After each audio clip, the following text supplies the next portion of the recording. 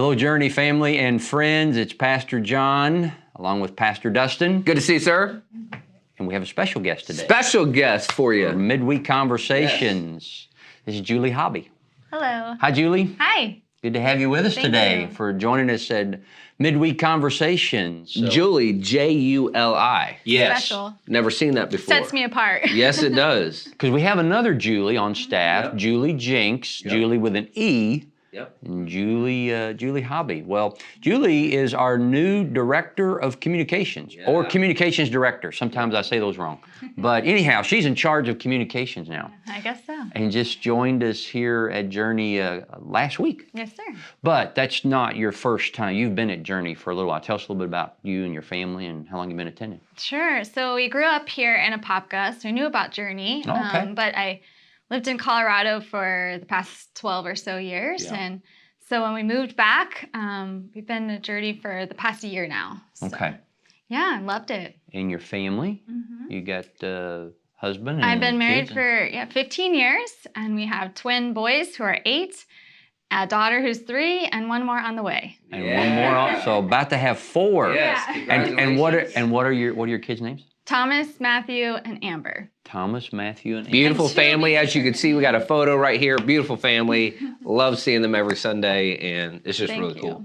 So while you were out in Colorado, Julie, tell us a little bit about what you were doing out there, because you were really involved in a pretty large ministry. Yeah, my husband and I both worked in ministry at a church there in Colorado, but we were brought to Colorado for a business. Okay. So, and then God led us to ministry. So it was kind of you just got to follow your calling. And Yeah. it's really cool how God just directs your path. Yeah.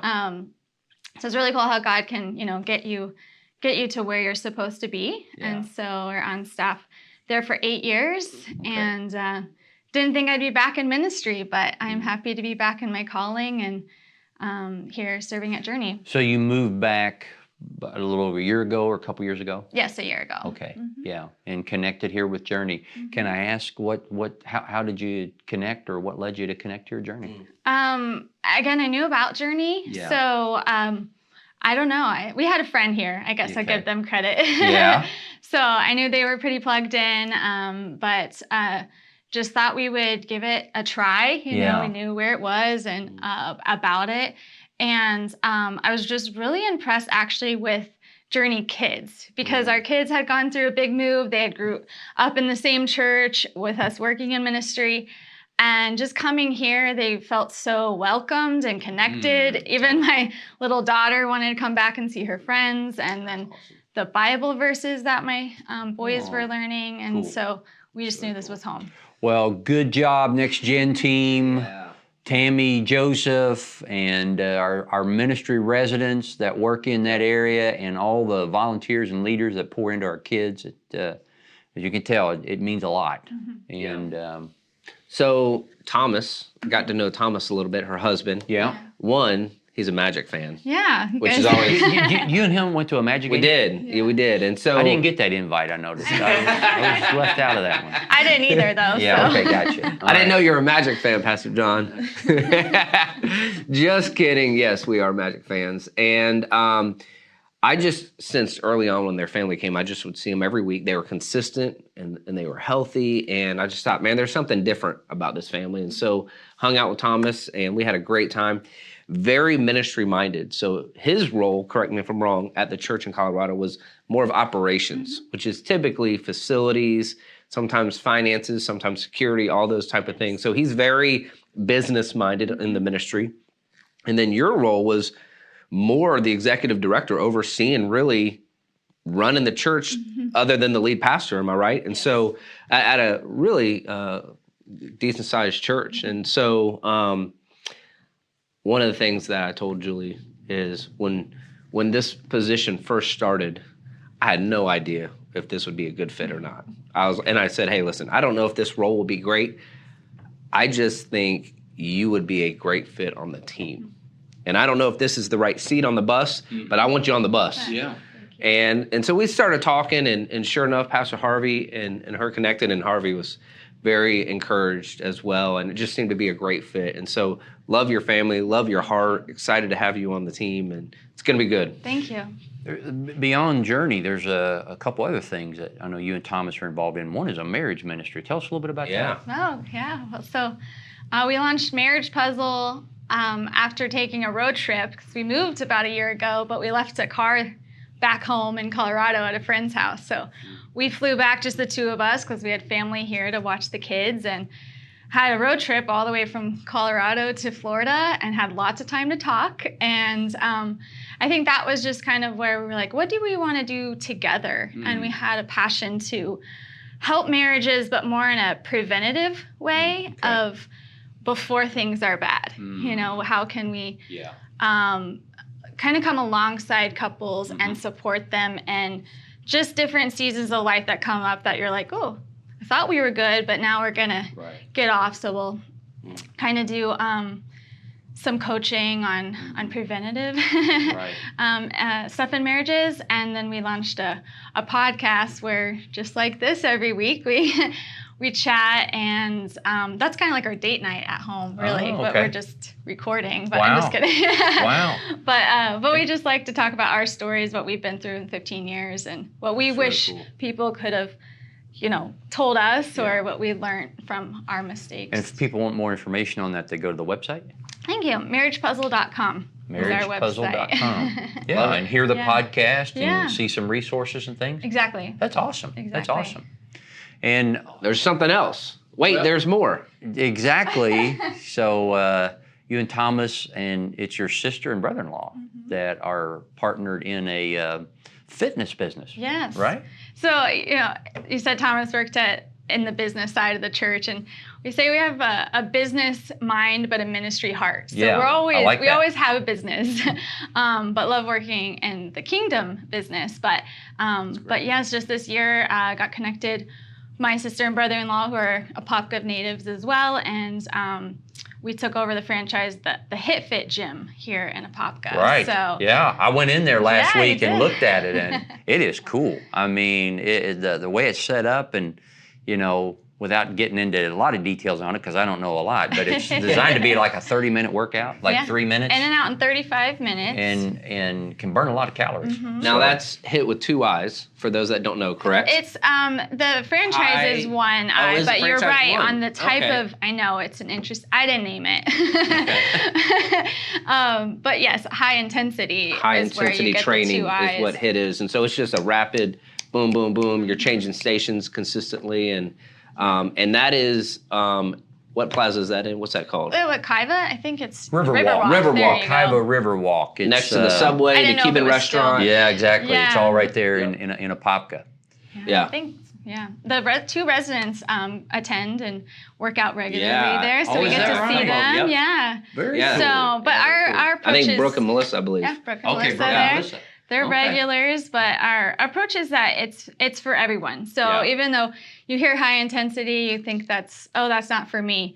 My brother-in-law is actually a physical therapist, and so he helps even the elderly get back from an injury or something, and he really wants to work with them on the circuit and modify things like that. So that's Adam and Angela. Adam and Angela. Right.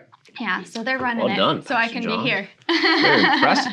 Man. I know. Wow. He went in and met them. last week. I thought this was unscripted. You got show notes and everything. You've done research. A good memory. Man. Oh, well, Julie is at Journey as our communications director, and I'm just trying to think, is there anything we want to communicate? Yeah, is there anything anything big coming up? I'm drawing a little bit of a blank here about what's coming up that we want to communicate. I think not much. The NBA season's about to wind down, but I don't know if that's something we'll push. NCAA's over with, thankfully. All right. Easter, that's it. Easter 2022. Yeah, that's coming up about a week and a half out. We're 10 days away from Easter Sunday, April 17th.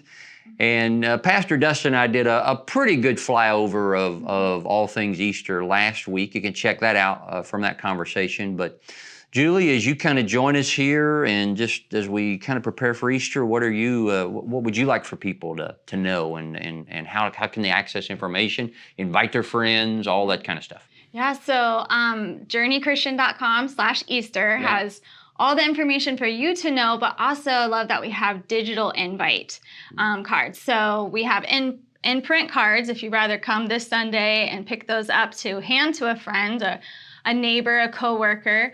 But if that's too intimidating for you, just post a digital invite on your social media platform. Because I think a lot of people, especially now with what we've been through with people sitting at home, they're waiting to be invited. So that's not my job. That's everyone's job to communicate. Exactly. And Easter comes every year, and they're just waiting for that invite. So, but it can be a good open door to welcome them home. Yeah. Not even just posting. You could even send that in a text, email, whatever, make it even more personal than a post if you want. Absolutely. But anyway, digitally, you'll be able to share that. I think this year we'll see, I think this Easter will be our largest in-person gatherings that we've seen in a while. Certainly since COVID. So we're making plans. We have 4 services at the Apopka campus, 8 a.m., 9:30, 11, and 12:30. And then over at Lake County, 8:30, 10, and 11:30. And then online, you can join us at the 9:30, 11, and 12:30 services at the Apopka campus. So a couple things about the Sunday. Julie mentioned the theme is called Welcome Home. It really flows out of the series we are wrapping up this Sunday on the prodigals, and really have enjoyed that teaching and just looking at that, and gotten a lot of good feedback on that, Pastor Dustin. I know you have. I know I get that as well. I loved what you pointed out this past weekend on Kiseza, how you shared that why he was a long way off, why the father ran to cover him with shame, cover him away from the shame. I thought that was great message. And if you didn't listen to it, I want to encourage you to go back and listen. Pastor John took the father's approach. And then this week we'll take the older brother. We'll look at the older brother and go from there. And I had one guy reach out to me this week, and he said, I've been both of those brothers at one time. And I said, that's the way I think that's what Jesus intended, is that we've all, and the one thing I think Pastor Dustin's going to talk about this week is it's so easy to move from the younger brother to becoming the older brother. And a lot of self-righteousness, a lot of that using goodness to avoid God, believe it or not, is very real. And it's very real in a lot of churches. Sneaks up on us quicker than we think. Yes, it really does. But I love that quote. I think it's Tim Keller. It said, Jesus was not a Pharisee about Pharisees. He was not self-righteous about those who are self-righteous. And the story ends with an appeal to those kind of hardened, cynic, religious types to say, join the party. So we're going to throw a little teaser out. Okay. Everybody that shows up this weekend, they're going to For this Sunday. April 10th. April 10th, they're going to walk away with something. You show up, you're going to walk away with a little something. So you want to know what it is, tune in, come, you'll see it. All right. That sounds good. So we wrap that up, but then the next week is Welcome Home. One of the other things we're doing on Easter that's a little bit different this year, we're inviting anybody that wants to be baptized to do that. We got a special time at the end of all the services at Lake County and Apopka where you'll have the opportunity to do that. Just refreshed a teaching I did several years ago on baptism. Why should I be baptized? You can take a look at that link right there, and you can just go to that. Just 12 minutes long. I know we have some folks already talking to us about being baptized on Easter. I have some cool ones. So it's going to be really good. We're excited about that. Speaking of, we got to share the baptism story from this past weekend. It was really good. Can we do that, Pastor? Sure, absolutely. Can I dive in right there? Yeah, dive in. All right. So we had 2 weeks ago, we had a girl named Jaylyn. I believe she's 15, freshman at Apopka, gave her life to Christ. So this Sunday, she got baptized. And when they were in the back hallway, there was another lady, and her name's escaping me. I apologize for that. And she was getting baptized. And so they were talking, and the older one, not Jaylyn, the older one that got baptized just got so emotional and turned to Jaylyn and said, man, you have no idea how special it is that you're doing this at 15. I wish I would have made this decision at 15. And it was so genuine, such a tender-hearted moment. And it was just special. And Pastor Randy shared that a little bit once he baptized both of them. But it was just cool. And we had, I think, 3 total baptisms this weekend. Just God's continuing to move. So just really, really well, neat. And shout out to Chandra. Yes. from our staff as well. She was a key player in that. Just met them the week before, prayed with them, talked with them, and Chandra was also in the baptistry. Yeah, absolutely. For that as well. Really cool. So, yeah, and I know that lady said that it's never too late to be baptized, but I hope I'm not spoiling anything. I know we have an 86-year-old ready to be baptized on Easter, so you're never too late. At 8 a.m. on Easter Sunday at Apopka. No, we're very excited about that. Really cool. And the reason I talked to his daughter this past Sunday, the reason he's being baptized is he had watched so many people here be baptized, and each time he said to his daughter, he kind of felt like, I need to do that. I need to do that. And she said what he didn't know, he never expressed that until recently. And she said what he didn't know is I was praying every time he watched that. I hope Dad does this. I hope Dad, but they'd never talked about it. And now since this has come out, they've said that's been my prayer. And he said, that's been my desire. So it's going to be a special Sunday. Easter is going to be special in a lot of ways. And we're going to welcome home a lot of people that have never had a spiritual home before. And I think we're going to welcome back. And maybe that's you that's been watching online and you're ready to take that step out. Easter Sunday is going to be that day for you to show up and be with us. And so we're really looking forward to that. Yep. All right. Well, I understand we're increasing our viewership on Midweek Conversations by Julie's mother. So, Julie's mom, thank you for watching from Indiana. Not even my mom. But I did have a few people come up and say, Pastor John, it's not just Melinda and TJ, our wives, that are watching this. There is a little, I think there's 10. I love that commercial of the guy, the Allstate guy that's always in all the messes, and he says, this is going to get tens and tens of views. Yeah, tens and tens of views. So we get tens and tens of views of Midweek. But I hope you enjoy it. We're so glad you joined us this week. We hope you join us this Sunday as we wrap up the prodigals, and Pastor Dustin's going to bring a great word to us. I know that, and we're praying for that. 9:30, 11:15 at Apopka, Lake County, and online. And as always, we're loving the journey.